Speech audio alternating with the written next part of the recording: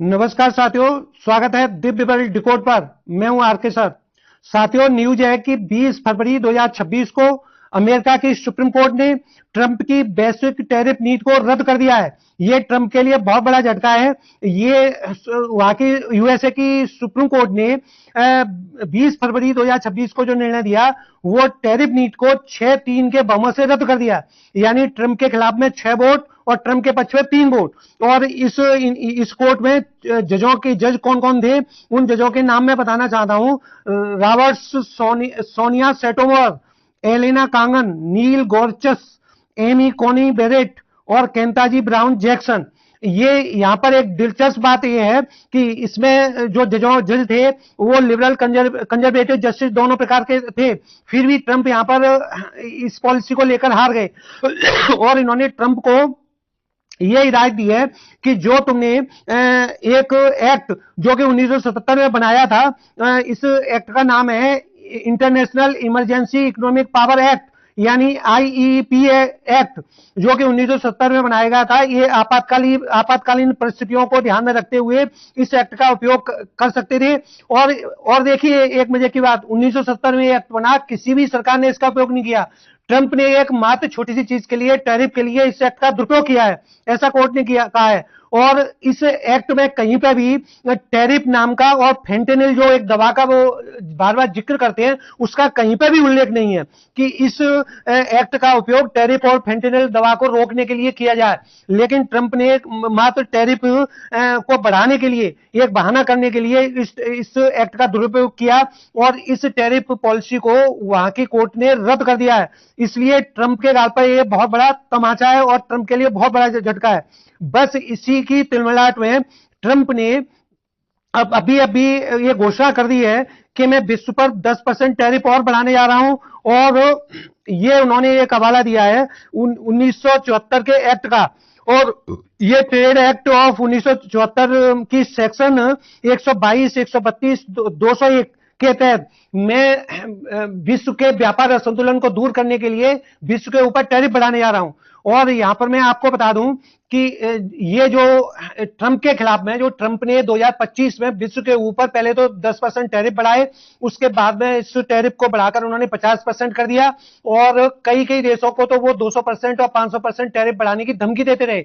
और इसी के परिप्रेक्ष्य में विश्व की कंपनियां और अमेरिका के स्टेट ट्रंप के खिलाफ में सुप्रीम कोर्ट में गए। बस यहीं पर ट्रंप की हार हुई। यहां पर ट्रंप ने यह दलीलें दी थी कि मैंने विश्व में कई देशों के युद्ध रुकाए हैं, इस टैरिफ का मैंने बढ़ाने का मैंने उनको डर दिखाया और युद्ध रुक गया। यहां पर ट्रंप ने बार बार अपनी स्पीच में कहा करते हैं, मैंने भारत पाकिस्तान का युद्ध मात्र टैरिफ से रुका दिया, मैंने भारत और पाकिस्तान को धमकी दी, मैं टैरिफ बढ़ाने जा रहा हूं और ये युद्ध रुक गया। यहां पर बड़ी हंसी आती है ट्रंप की, बिल्कुल जैसे तोतला बच्चे हों इस प्रकार कह रहे हैं। क्या ट्रंप के टैरिफ नीति से भारत पाकिस्तान का युद्ध बंद हुआ था?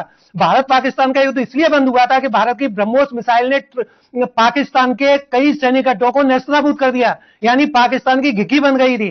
तो इस प्रकार पाकिस्तान ने भारत से युद्ध बंद करने की गुहार लगाई थी, भारत के सामने वो मिन्नतें कर रहा था, इसलिए ये युद्ध बंद हुआ। ये यूएसए के यानी ट्रंप के टैरिफ पॉलिसी के कारण युद्ध बंद नहीं हुआ है जिस प्रकार से वो बोल रहे थे। बस इसमें भी ट्रंप बिल्कुल हारते चले जा रहे हैं। और यहां पर इन्होंने कोर्ट में यह भी दलील दी कि मैंने विश्व के ऊपर जो टैरिफ लगाए थे वो इसलिए लगाए थे क्योंकि फेंटेनिल नाम की जो एक नशीली दवाई होती है, जो कि वियतनाम, कनाडा और मेक्सिको से यूएसए में आती है, ये देश उसको रोकने में नाकाम रहे थे। तो इसलिए मैंने इनके ऊपर टैरिफ लगाई। मैं ट्रंप से पूछना चाहता हूं कि जिस समय पे ड्रग्स दवाई आ रही थी तो तुम्हारे ड्रग्स अधिकारी क्या कर रहे थे उस समय पर? ये तो नाकामी यूएसए की है। तो यूएसए को वहां पर अपने अधिकारियों को सीमा पर चौकसी बढ़ाना चाहिए जिसके कारण ये दवा ना आ पाए। ये यहां पर तो इस तरीके से तो यूएसए की सेना ही भंग कर देना चाहिए।